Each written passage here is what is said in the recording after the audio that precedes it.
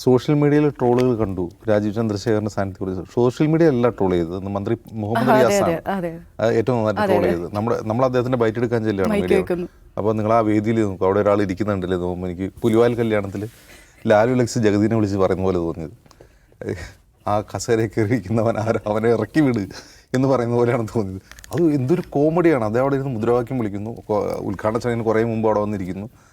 എന്തൊക്കെയോ അദ്ദേഹത്തിന് തന്നെ മനസ്സിലാവുന്നില്ല, അദ്ദേഹം ഒരു കാരിക്കേച്ചറായി മാറുകയാണ്, അദ്ദേഹത്തിന് മനസ്സിലാവുന്നില്ലെന്നാണ് തോന്നുന്നത്. മറ്റൊരു കാര്യം, ഇനി അങ്ങനെ ആ ഒരു കഴിവാണോ BJP സംസ്ഥാന അധ്യക്ഷനാവാനുള്ള യോഗ്യത എന്നുകൂടി നമുക്ക് ആ സംശയം തോന്നിപ്പോവുകയാണ്. അതുപോട്ടെ, എനിക്കിന്ന് വളരെ ഗ്ലെയറിംഗ് ആയിട്ട് വന്നൊരു കാര്യം, എഴുതി തയ്യാറാക്കിയാണ് സാധാരണ പ്രധാനമന്ത്രിമാർ ഇത്തരമുള്ള ഇവൻറ്റുകൾ പ്രസംഗിക്കാറുള്ളത്. അപ്പോൾ എഴുതി തയ്യാറാക്കിയ ഒരു പ്രസംഗം അദ്ദേഹം പ്രസംഗിച്ചുകൊണ്ടിരിക്കെ പരിഭാഷകൻ ആ പ്രസംഗിച്ച കാര്യം പരിഭാഷപ്പെടുത്താൻ വിട്ടുപോയി എന്നുള്ളതാണ്. ആ പരിഭാഷപ്പെടുത്താൻ വിട്ടുപോയ ആ രണ്ട് സെൻറ്റൻസ് രാഷ്ട്രീയമാണ്.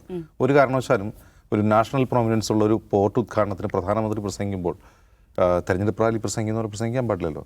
അദ്ദേഹം പറഞ്ഞ രണ്ട് കാര്യങ്ങൾ എന്തൊക്കെയാണ്? ഒന്ന്, ഇന്ത്യ അലയൻസിലെ രണ്ട് പേരാണ്, ശശി തരൂരും പിണറായി വിജയനും ഇവിടെ ഇരിക്കുന്നുണ്ട്.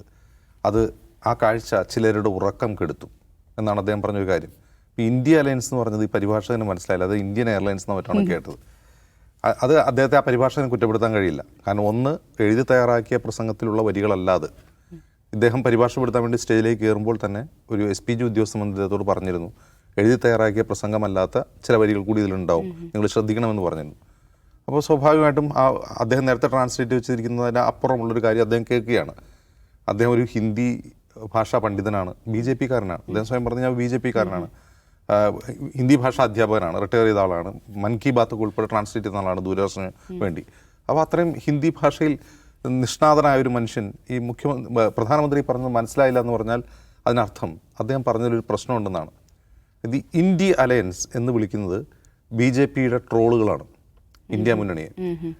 അതിൻ്റെ കാരണം ഇന്ത്യ എന്നവർ ഉച്ചരിക്കാൻ തയ്യാറല്ല ഇന്ത്യ മുന്നണിയെ സംബന്ധിച്ച്. അപ്പോൾ അവരതിനെ വക്രീകരിച്ച് ട്വിറ്ററിലും മറ്റും വക്രീകരിച്ച് പ്രയോഗിക്കുന്ന പേരാണ് ഇന്ത്യ അലയൻസ് എന്നുള്ളത്. ഇന്ത്യ എന്ന് പറയുന്നതിന് പകരം ഇന്ത്യ അലയൻസ്, അത് ശരിയല്ലേ? കാരണം ഇന്ത്യ എന്ന് പറഞ്ഞാൽ പിന്നെ വീണ്ടും അലയൻസ് എന്ന് പറയേണ്ടതില്ലല്ലോ എന്നാണ് അവരുടെ ചോദ്യം. അങ്ങനെയാണെങ്കിൽ നമ്മൾ NDAയെ ND അലയൻസ് എന്ന് വിളിക്കൂ? ND അലയൻസ് എന്ന് വിളിക്കും എല്ലാവരും, നമ്മൾ NDA എന്ന് തന്നെയല്ലേ പറയാറുള്ളത്. അപ്പോൾ അതിനെ വക്രീകരിച്ച് പരിഹാസപൂർവ്വം പറയാൻ വേണ്ടിയാണ് ഇന്ത്യ അലയൻസ് എന്ന് പറയുന്നത്. അത് ഇദ്ദേഹത്തിന് കിട്ടില്ല, ഇദ്ദേഹം ട്വിറ്ററിലൊന്നും ഉണ്ടാവില്ല.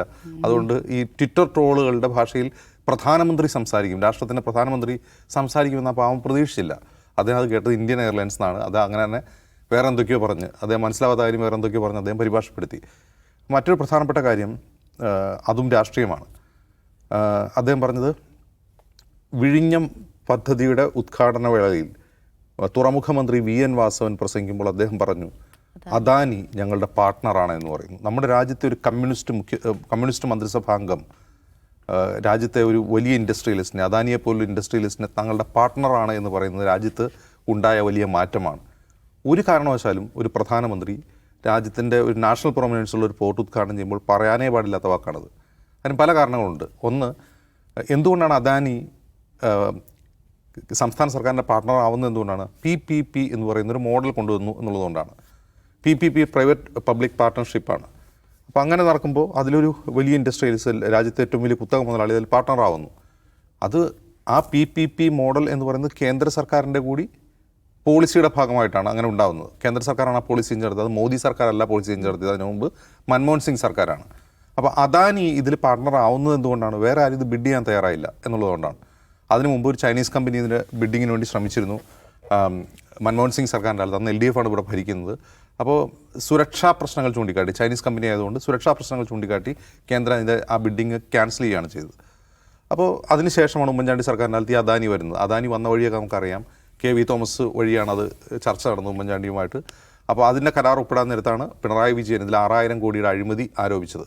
പിന്നീട് പിണറായി വിജയൻ സർക്കാർ വരുമ്പോൾ അതേ കരാർ ഞങ്ങളത് റദ്ദാക്കില്ല എന്ന് പറയും, ആ കരാറുമായി മുന്നോട്ട് പോവുകയും ഗൗതം അദാനിയുടെ മകൻ കരൺ അദാനി AKG സെൻറ്ററിൽ പാർട്ടി നേതാക്കളെ സന്ദർശിക്കാൻ എത്തിയ കാഴ്ചയൊക്കെ നമ്മൾ കണ്ടു. അപ്പോൾ മോദിക്ക് വേണമെങ്കിൽ അത് പൊതിഞ്ഞ് പറയാം. അപ്പം BJPയുടെ ഒരു നയമുണ്ട്. BJP ഈ കുത്തക മുതലാളിമാർക്കെതിരല്ല, അതായത് ഫിനാൻഷ്യൽ അങ്ങനെ ഒരു എക്കണോമിക് മോണോപോളിക്കെതിരല്ല, രാജ്യത്ത് സമ്പന്നർ വേണമെന്നൊക്കെയാണ് അവർ സ്ഥിരമായി പറയാറുള്ളത്. നമുക്ക് വേണമെങ്കിൽ അങ്ങനെ അതിനെ വ്യാഖ്യാനിക്കാം. പക്ഷേ പരസ്യമായി ഒരു കമ്മ്യൂണിസ്റ്റ് മുഖ്യമന്ത്രി ഇവിടുത്തെ ഒരു കുത്തക മുതലാളിയോടൊപ്പം പാർട്ണർഷിപ്പാണെന്ന് പറയുന്ന മാറ്റം രാജ്യത്തുണ്ടായെന്ന് പറയുന്നത് വളരെ നിലവാരം കുറഞ്ഞ രാഷ്ട്രീയം പറച്ചിലാണ്. അതിനെ പറ്റിയൊരു വേദിയായിരുന്നില്ല ഒരിക്കലും വിഴിഞ്ഞം ഉദ്ഘാടന വേദി. ഇത് എഴുതി തയ്യാറാക്കിയ പ്രസംഗത്തിൽ ഇല്ലാതെ മോദി കയ്യിൽ നിന്ന് ഇട്ടതാണ്. മോദി കയ്യിൽ നിന്ന് എടുത്തിട്ടാൽ എത്രമാത്രം നിലവാരം കുറഞ്ഞ രാഷ്ട്രീയമായിരിക്കും അത് എടുത്തിടുക എന്നുള്ളതിന് കൂടി ഒരു ഉദാഹരണമാണ് ഇന്ന് നമ്മൾ വിഴിഞ്ഞത്ത് കണ്ടത്. അതിന് ആ പരിഭാഷകനെ കുറ്റപ്പെടുത്തിയിട്ട് കാര്യമില്ല. പരിഭാഷകൻ ഒരു BJP-കാരനായിരിക്കെ, സ്വയം ഒരു BJP-കാരനായിരിക്കെ അത് പരിഭാഷപ്പെടാതെ വിട്ടുകളഞ്ഞത് വളരെ നന്നായി എന്നാണ് എനിക്ക് തോന്നിയിട്ടുള്ളത്. മറ്റൊരു കാര്യം, ഈ വിഴിഞ്ഞം പദ്ധതിയുമായി ബന്ധപ്പെട്ട ഓണർഷിപ്പ് തർക്കമാണ്. ഇത് ആരുടേതാണ്? ഞാൻ ഇന്നലെയും പറഞ്ഞിരുന്നു, ഒരു ഗ്രാൻഡ് പദ്ധതിയും വലിയ ഗ്രാൻഡ് പ്രൊജക്റ്റും ഒന്നും തന്നെ ഒരു സർക്കാരിൻ്റെ കാലത്ത് മാത്രമായിട്ട് വരില്ല. കാരണം വർഷങ്ങളോളം നീണ്ടു നിൽക്കുന്ന ഒരു കാലയളവ് അതിന് വേണ്ടി വരും എന്നുള്ളതുകൊണ്ട് ഓരോ സർക്കാർ മാറി വരും. ആ പ്രൊജക്റ്റുമായിട്ട് മുന്നോട്ട് പോവുകയാണ്. ആരാണ് തുടക്കം കുറിച്ചതെന്ന് ചോദിച്ചാൽ ആ തുടക്കം കുറിച്ചത് ആരാണ്? ആദ്യം ഐഡിയ തോന്നിയത് ആർക്കാണെന്നൊക്കെ അന്വേഷിക്കേണ്ടി വരും. വിഴിഞ്ഞത്തൊരു തുറമുഖം വന്നാൽ കൊള്ളാം എന്ന ഐഡിയ ആർക്കാണ് തോന്നിയത്? അത് MV രാഘവനാണ് തോന്നിയതെന്നാണ് മുമ്പ് പറയുന്നത്. MV രാഘവന് കിട്ടിയൊരു ഐഡിയ ആണ്. ചിലപ്പോൾ അതിന് മുമ്പ് ആരെങ്കിലും ചിന്തിച്ചിട്ടുണ്ടാവാം. അപ്പോൾ ഐഡിയ കൊണ്ടുവരുന്നവരാണോ അതിൻ്റെ പിതൃത്വം? അതല്ല കരാർ ഒപ്പിട്ടവരാണോ? ബിഡ് ചെയ്തവരാണോ? ആ പദ്ധതി പൂർത്തിയാക്കിയവരാണോ? അങ്ങനെ ചോദിച്ചാൽ ഇവർക്കൊക്കെ ഇതിൽ തുല്യ പങ്കാളിത്തമുണ്ട് എന്ന് തന്നെ പറയേണ്ടി വരും. കാരണം അങ്ങനെയാണ് ഒരു പദ്ധതി നടപ്പിലാവുക. അപ്പോൾ എൻ്റെ ഐഡിയ ആണെന്ന് പറഞ്ഞിട്ട് ഇപ്പോൾ MV രാഘവന് വേണ്ടി വരാം, അതല്ല കരുണാകരന് വേണ്ടി വരാം എൻ്റെ ഐഡിയ ആണെന്ന് പറഞ്ഞുകൊണ്ട്, അല്ലെങ്കിൽ VS അച്യുതാനന്ദന് പറയാം ഞങ്ങളാണ് ഇതിന് തുടക്കം കുറിച്ചത്, ഫസ്റ്റ് തറക്കല്ലിട്ടത് ഞങ്ങളാണ് എന്ന് വേണമെങ്കിൽ പറയാം. ഉമ്മൻചാണ്ടിക്ക് അതിൽ അവകാശവാദം ഉന്നയിക്കാം, ഞാനാണിത് കരാർ ഒപ്പിട്ടത്. പിണറായി വിജയനും അവകാശവാദം, കരാർ ഒപ്പിട്ടിട്ട് കാര്യമുണ്ട്, നടപ്പാക്കണ്ടേ, ഞാൻ നടപ്പാക്കി എന്നും വേണ്ടി പറയാം. പക്ഷേ ഇതാരുടെയും കർത്തൃത്വത്തിൽ നടക്കുന്നതല്ല, എല്ലാവരുടെയും കർത്തൃത്വത്തിൽ നടക്കുന്ന ഒരു കാര്യമായിട്ട് വേണം കാണാൻ. പക്ഷേ അവിടെയും ഒന്ന് ആലോചിച്ച് നോക്കുക, അതിൽ പങ്കാളികളായ മനുഷ്യരെ ഒന്ന് അനുസ്മരിക്കേണ്ട ഒരു മര്യാദ ഒരു സർക്കാരിനുണ്ട്. ഒരു ജനകീയ സർക്കാരിന് തീർച്ചയായിട്ടും ഉണ്ടാവണം. അത് കരാർ ഒപ്പിട്ട ഉമ്മൻചാണ്ടി ആവട്ടെ, അല്ലെങ്കിൽ ഈ ഐഡിയ കോയിൻ ചെയ്ത MV രാഘവനാവട്ടെ, അല്ലെങ്കിൽ ഇതിനുവേണ്ടി ധാരാളമായി പ്രവർത്തിച്ച VS അച്യുതാനന്ദൻ മന്ത്രിസഭയിലെ മന്ത്രിമാരും VS അച്യുതാനന്ദൻ ഉൾപ്പെടെ ആവട്ടെ, അവരെയൊക്കെ അനുസ്മരിക്കുക എന്നുള്ളതൊരു മര്യാദയുടെ ഭാഗമാണ്. അത് ആ വിഴിഞ്ഞത്തുണ്ടായോ എന്ന് എനിക്ക് സംശയമാണ്. മറ്റൊരു കാര്യം, പ്രതിപക്ഷ നേതാവിനെ മാറ്റി നിർത്തി, അത് നമ്മൾ ചർച്ച ചെയ്താണ്. അത് ബോധപൂർവം തന്നെയാണ്. അങ്ങനെ മാറ്റി നിർത്തണമെന്നൊരു സർക്കാർ തീരുമാനിച്ചാൽ ഇപ്പോൾ ലീഗലി അതിന് ആർക്കും ചലഞ്ച് ചെയ്യാനൊന്നും കഴിയില്ല. പ്രതിപക്ഷ നേതാവിന് വിളിക്കണമെന്ന് നിർബന്ധമില്ല. പക്ഷേ BJP സംസ്ഥാന അധ്യക്ഷൻ ആ വേദിയിൽ കയറി കാട്ടിക്കൂട്ടിയ കോപ്രായത്തിൻ്റെ മുമ്പിൽ VD സതീശൻ ഇല്ല, അദ്ദേഹം ആ ചടങ്ങിൽ പങ്കെടുത്തിട്ടില്ല എന്നുള്ളത് അത് സംസ്ഥാന സർക്കാരിന് കുറേ കൂടി നാണക്കേടാവുന്ന ഒന്നാണ്. കാരണം ആ കോപ്രായത്തിന് കാരണക്കാരായത് സംസ്ഥാന സർക്കാർ തന്നെയാണ്. സംസ്ഥാന സർക്കാർ പറയുകയാണ് ഈ പ്രോട്ടോകോൾ പ്രകാരം മോദിജി ഇദ്ദേഹം വന്നിരിക്കുന്നത് ശരിയല്ല, അല്ലെങ്കിൽ ഇദ്ദേഹത്തെ ക്ഷണിക്കുന്നത് ശരിയല്ല, ഞങ്ങൾ പ്രതിപക്ഷ നേതാവിനെ വിളിക്കുന്നില്ല, പ്രതിപക്ഷ നേതാവിനെ പോലും ഞങ്ങൾ വിളിക്കുന്നില്ല, പിന്നെ എങ്ങനെയാണ് ഒരു MLA പോലും ഇല്ലാത്തൊരു പാർട്ടിയുടെ സംസ്ഥാന അധ്യക്ഷനെ ഞങ്ങൾ വേദിയിൽ കയറ്റിയെടുത്ത് തിരിച്ചൊരു കത്ത് എഴുതി ചോദിച്ചാൽ മോദിക്ക് തിരിച്ചൊന്നും പറയാനുണ്ടാവില്ല. കാരണം ഈ പരിപാടി ഓർഗനൈസ് ചെയ്യുന്നത് സംസ്ഥാന സർക്കാരാണ്. വിഴിഞ്ഞം പോർട്ടിൻ്റെ ചുമതലയുള്ള കമ്പനി സംസ്ഥാന സർക്കാരിൻ്റെ കീഴിലാണ്. അവർക്ക് പറയാം, അവരാണ് ആ പരിപാടി ഓർഗനൈസ് ചെയ്യുന്നത്, മോദിജി അത് ശരിയാവില്ല എന്ന് പറഞ്ഞാൽ അവർക്കത് തർക്കിക്കാനൊന്നും കഴിയില്ല. അപ്പോൾ ഒരു വശത്ത് VD സതീശനെ ഒഴിവാക്കിക്കൊണ്ട് ഈ കുമ്മനടിച്ചുകൊണ്ട് രാജീവ് ചന്ദ്രശേഖർ അവിടെ കയറി ഇരുന്നപ്പോഴാണ് സംസ്ഥാന സർക്കാരിന് അതിലൊരു മോശം ഫീൽ ചെയ്യേണ്ട കാര്യം ഉണ്ടായത്. അത് ഒഴിവാക്കണമായിരുന്നു.